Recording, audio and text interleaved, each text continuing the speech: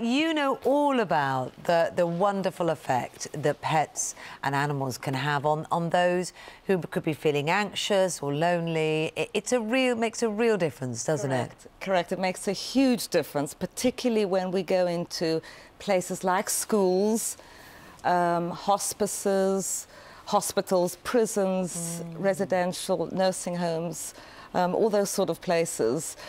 It's almost like someone's waving a magic wand. As soon as a pet comes in, and in the main, it's dogs followed by cats. It's most unusual for pygmy goats to be Why therapy would they pets. be good, particularly, or why would they be something you wouldn't, for instance, consider taking around? Practical reasons. Firstly, pygmy goats are best living in herds, in groups.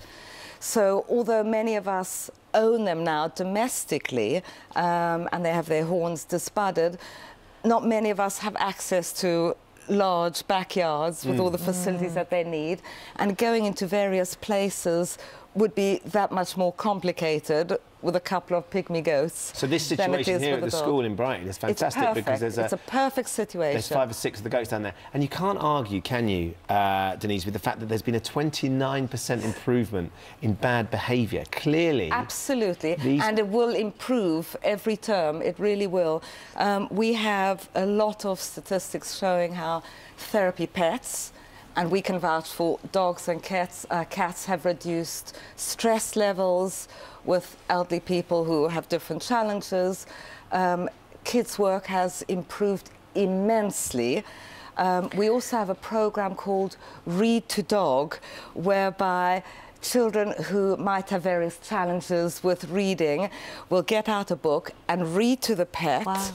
And they have no problems doing so because our pets don't judge them. I was wondering if that was the key. They don't bully them, they don't laugh at them, and they're just lying there wagging their little tails. Or having a little snooze. Having a snooze, yes, and all they ask in return is for us to be tactile, to stroke them, because that's what they were bred for. We're coming up to half-term, aren't we? And I'm just pitying the parents. I suspect I'm one of them, and my husband is right now at home, who's saying, can we have a pet, can we have a pet, can we have a pet? Because not everyone can take on a pet to produce these kind of results. So how do they get access to animals in this way? If you've got a child who you think, God, my little one, it would make a real difference to them, but I can't take on a dog at home. Yeah, what would you do?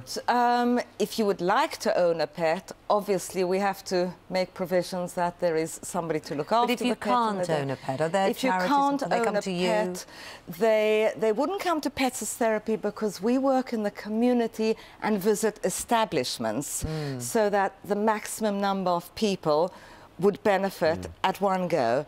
And although there are 5,000 volunteers up and down the land working at any time, we don't have enough volunteers to be able to go and visit people in their homes. So what we say to people is go to daycare centres.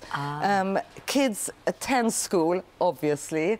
Our older residents can have facilities in daycare centres or residential homes. So there are places where you can go, and if anyone is interested in having Pets as Therapy visits, they need only contact the charity. Yeah.